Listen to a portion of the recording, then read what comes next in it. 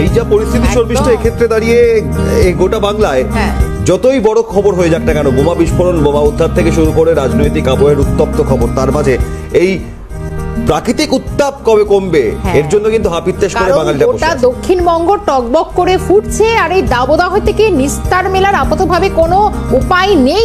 আবহাওয়া দপ্তর তো অন্তত এমনটা বলছে, আরো 7 দিন এরকমই তীব্র তাপপ্রবাহের মধ্যে গোটা দক্ষিণবঙ্গকে পড়তে হচ্ছে। তীব্র তাপপ্রবাহের চরম সতর্কতা ইতিমধ্যে গত কয়েকটি জেলায়, কিন্তু ইতিমধ্যে গত কয়েকদিন ধরে একটা তাপপ্রবাহের চূড়ান্ত সতর্কতা জারি তো রয়েছে। একই সঙ্গে যে ছবিটা উঠে আসে, আগামী 4 দিনে তাপমাত্রা নাকি আরো বৃদ্ধি পাওয়ার একটা সম্ভাবনা তৈরি হয়েছে, একেবারে একটা আশঙ্কার জায়গা তৈরি করছে এই হাওয়া অফিস। এমনটাই জানাচ্ছে 2 থেকে 3 ডিগ্রি বাড়তে পারে আবারও সে তাপমাত্রা। সীমাহীন গরম, এর কোনো সীমা নেই। আরো 7 দিন তাপপ্রবাহ, আরো 2 থেকে 3 ডিগ্রি তাপমাত্রা বাড়লে পরিস্থিতি কোথায় যাবে সেটা আঁচ করে, আগাম ইঙ্গিত করে, আগাম অনুমান করে আপনারা সচেতন হন। প্রত্যেকেই এই প্রত্যাশা রাখবো।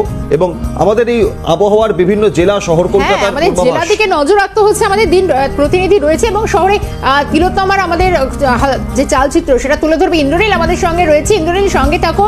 বাঁকুড়া থেকে স্বরূপ রয়েছেন এবং একই সঙ্গে ঝাড়গ্রাম থেকে বিদেশ রয়েছে। তিনজনকে অনেক সুপ্রভাত জানাবো এবং শুরুতে একটু কলকাতার আবহাওয়াটা জেনে নি। ইন্দ্রনীল রয়েছে। ইন্দ্রনীল, একেবারে আশঙ্কার কথা বলছে এবং সব থেকে বড় কথা, যা আবহাওয়া দপ্তর বলেছিল সেটাই একেবারে অক্ষরে অক্ষরে মিলে যাচ্ছে। গোটা এপ্রিল যেন দাবদাহের অগ্নিবাণে জ্বলবে, কি বলছে হাওয়া অফিস?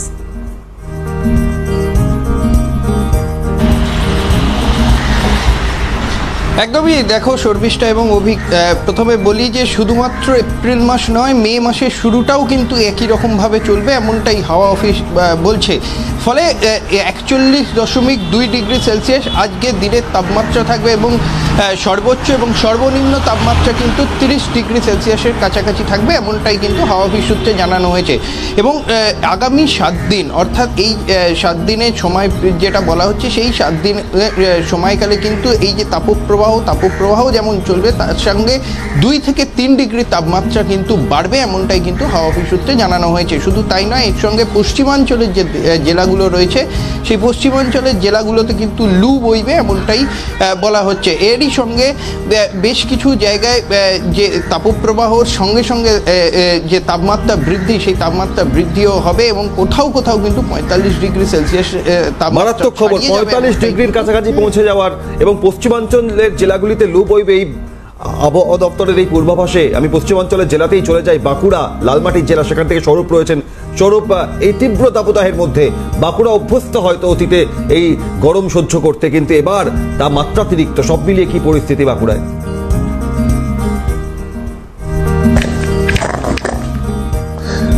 দেখো অভিক, যেটা বলবো যে এই গরমের যে প্রথমে আমরা দেখেছি 46.6 ডিগ্রি, 44.6 ডিগ্রি সেলসিয়াস কিন্তু তাপমাত্রা ইতিমধ্যেই কিন্তু বাঁকুড়াতে উঠেছিল, কিন্তু এই গত 24 ঘন্টায় প্রায় 43.3 থাকলেও আবহাওয়া দপ্তর সূত্রে যেটা জানতে পারা যাচ্ছে যে এই তাপমাত্রা কিন্তু আরো বৃদ্ধি হবে, যার ফলে এই সকাল থেকে যে চড়া রোদ, সেই চড়া রোদে কিন্তু নাভিশ্বাস হয়ে উঠেছে জেলাবাসী। শুধু নাভিশ্বাস নয়, তার সঙ্গে যে এই স্থানীয় আবহাওয়া দপ্তর সূত্রে যেটা জানতে পারা যাচ্ছে, এই এক সপ্তাহের ভিতরে কিন্তু এখনো পর্যন্ত কোনো বৃষ্টির পূর্বাভাস নেই এবং তাই সকাল থেকে একদম গরম।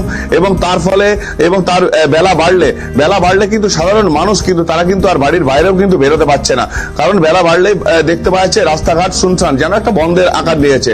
অন্যদিকে মানুষজন তারা কিন্তু চাতক পাখির মতন যে এক চিলতে জলের আশায় কিন্তু তারা তাকিয়ে রয়েছে যে কবে বৃষ্টি হবে, সেই আশঙ্কায়। এবং অন্যদিকে দেখতে পাওয়া যাচ্ছে যে এই তীব্র দাবদাহের কারণে একদিকে যেমন কৃষকদের ক্ষতির মুখে পড়তে হচ্ছে, বিভিন্ন পুকুর, নদী, নালা কিন্তু সব শুকিয়ে যেতে আরম্ভ করেছে, তার ফলে একদিকে পানীয় জলের কষ্ট এবং তার সঙ্গে সঙ্গে এই যে বাড়ির বাইরে যারা বেরোচ্ছে তাদেরকেও একদিকে যেমন ডাক্তাররা পরামর্শ দিচ্ছে যে সমস্ত গা ঢেকে রাখার জন্য এবং বিভিন্ন সময় যে ঠান্ডা ছাওয়া জায়গায় দাঁড়িয়ে জল পান করার জন্য এবং সুনির্দিষ্টভাবে বিভিন্ন ডাক্তারি যে নির্দেশ, সেই সব নির্দেশ মানারই কিন্তু আদেশ দিচ্ছে। কারণ হচ্ছে এই তীব্র দাবদাহ যদি আরো বৃদ্ধি হয়, সেক্ষেত্রে যে কতটা পরিণাম খারাপ হবে সেটা কিন্তু বোঝাই যাচ্ছে। আমাদের সঙ্গে কাকু এবং ইন্দ্রনীল স্বরূপ দুজনেই সঙ্গে রয়েছে, সঙ্গে ঝাড়গ্রাম কিরকম রয়েছে একটু জানার চেষ্টা করি। ঝাড়গ্রাম থেকে বিদেশ রয়েছেন আমাদের সঙ্গে। বিদেশ ঝাড়গ্রামবাসী কি অবস্থার মধ্যে রয়েছেন? কারণ খুব গুরুত্বপূর্ণ একটা এখানে আমি বলে রাখি সংযোজন যে পশ্চিম মেদিনীপুর জেলায় গতকাল গোটা দেশের মধ্যে সর্বোচ্চ তাপমাত্রা ছিল, এমনটাই জানা গিয়েছে একটি সূত্র মারফত। সেক্ষেত্রে দাঁড়িয়ে তার সন্নিহিত ঝাড়গ্রাম বিদেশ।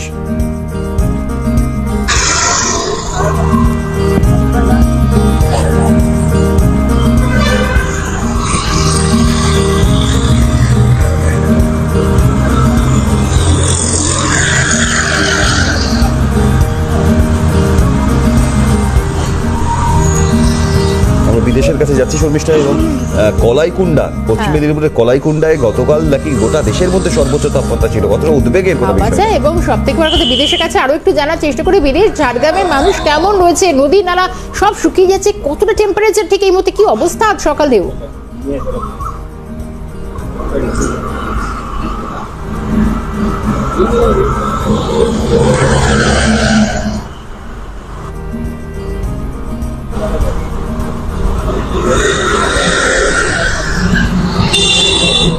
যান্ত্রিক ত্রুটির কারণে যোগাযোগ বিচ্ছিন্ন হয়েছে, তবে এই নিরবিচ্ছিন্ন গরম এখান থেকে কবে রেহাই মিলবে সেই প্রত্যাশায় বাংলাবাসী।